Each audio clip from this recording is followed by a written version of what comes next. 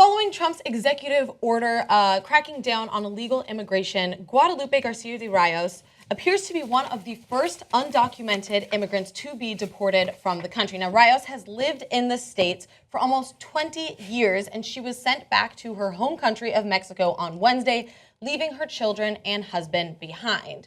Now, here's one of her teenage daughters speaking to reporters about losing her mom to deportation. I'm here, and I'm going to keep on fighting. I'm going to keep on fighting for my mom and for the other families that are going through the same thing, because this is unfair, and it's really sad.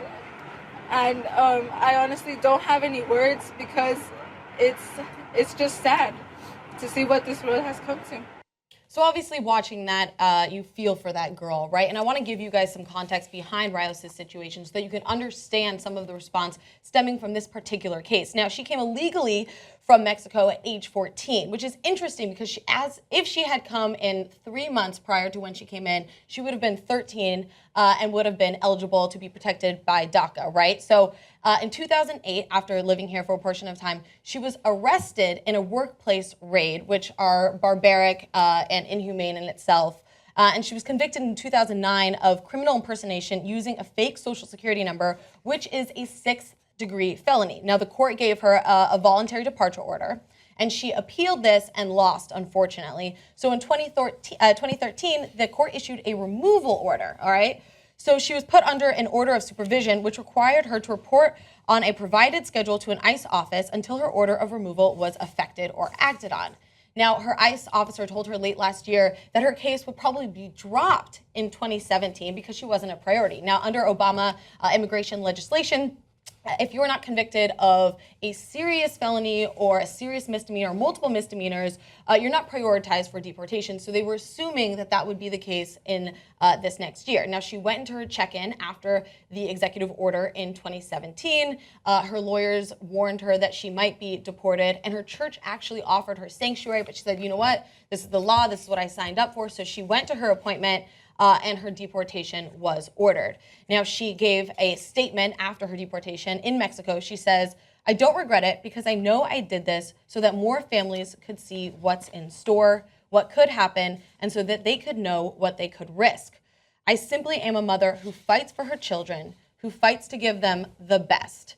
So I think this is a prime example, especially having been the first person who was essentially deported, of where we need a little bit more leniency on humanitarian grounds, right? And so it makes a big case here in that she was the first person. She's not, a convicted, I guess a convicted felon of something, a serious felony or something like that. Right. She's not somebody that's providing some sort of danger to our country. This is a mom. The teenage daughter is like crying on television. And so that sends a huge, huge message of people who are in America who have tried to escape whatever's going on in their country, and also people who are looking to find a better life in America, that even the most like innocuous of situations, they deported her, and it's sad and it's unfortunate. She should have gone to the church. Should have gone to the church. Yeah, but but it is it's a good test case. She's a high, it breaks up a family and it's terrible, but hopefully again it becomes some sort of there's a galvanizing force to her story and her children. And of course, Barack Obama deported more people than George W. Bush. Right. I don't know offhand, it matters who you deported. And if we're deporting, and I don't know. We're deporting Mama. But this was not the right one, and it sounds like that she went because of the shift in priorities under the Trump administration, because she was told that essentially, although she was arrested during the Bush administration, processed during the Obama administration, and booted out during the Trump administration. But it sounds like you're at the tail end of the Obama administration that they were saying, no, you won't be thrown out. You're not a priority. You're not. Right. And that's what you'd want, is that I got it. If they're a criminal and you're charged, you got to. It's like Joffrey. You got to go. It's like Joffrey and Ned Stark. Spoiler alert, but it was season 1. Like, he's like, oh, it's fine. I'm going to pardon your dad. I'm going to pardon your dad. And then you get him up there and boom. It's like, what the hell? I thought we had an agreement. Everybody seemed to be going forward pretty reasonably. I hate it. I just wonder, like, why don't they go to where all the the gang members are that are killing people and beheading people on YouTube. Why don't you start deporting people there? Like if you went and I got a mommy and who broke up a family. I'm an anchor baby. My father got deported when I was little, and I only see him on Facebook Live.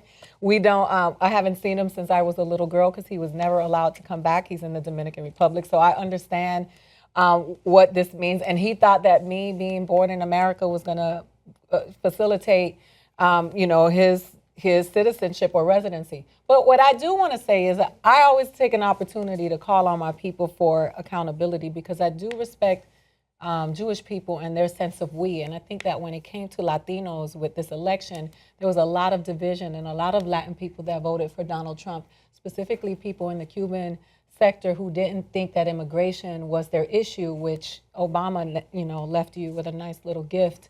And I think that we have to think collectively sometimes. And when you think about this Mexican women, because we tend to think that Mexican people are beneath us, but this is a working family. Those kids, that daughter looked like she's a good kid, and this is not who we need to be trying to get out of the country. Right, Exactly. like I'm a rules guy. I hate when people like cut in line and all that stuff. I hate it, but like the things that get me in this are the prioritization, the stated prioritization of violent criminals. Yeah.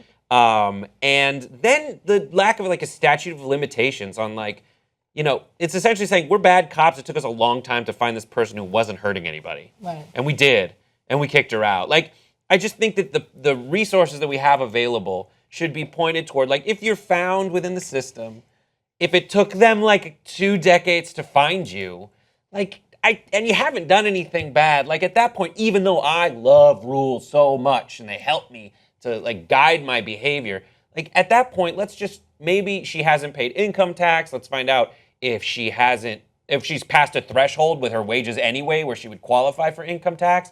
Let's put her on a system because that's the one thing she's been paying sales tax. I want to make sure that we settle up the score monetarily because that's like the one main motivation, and then move on from there and go find someone who's trying to import drugs and start a gang. Yeah, that's the thing. Her second quote there when she says, "I simply am a mother who fights for her children, who fights to give them the best," that was in response to sort of Donald Trump's like, Mexico is not sending their best, they're sending the drug lords and the rapists and all those sorts of things. Like, this is like a case where she wasn't the worst. You know what I mean? She was Right. coming to work and He build a said life for her family and some raise of them these.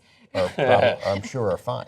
So she's like one of the some that is probably fine, and still they sent her away and sent this awful Doesn't example. Rayos just mean like shit in Spanish? Doesn't it mean like fuck? You can help build independent media. We're now doing fundraising to get 4 new investigative reporting teams out there and be the watchers on the wall. We're not going to let Trump get away with anything. We're not going to let the establishment get away with anything. You help us build it. TYTnetwork.com/go. Be part of the solution.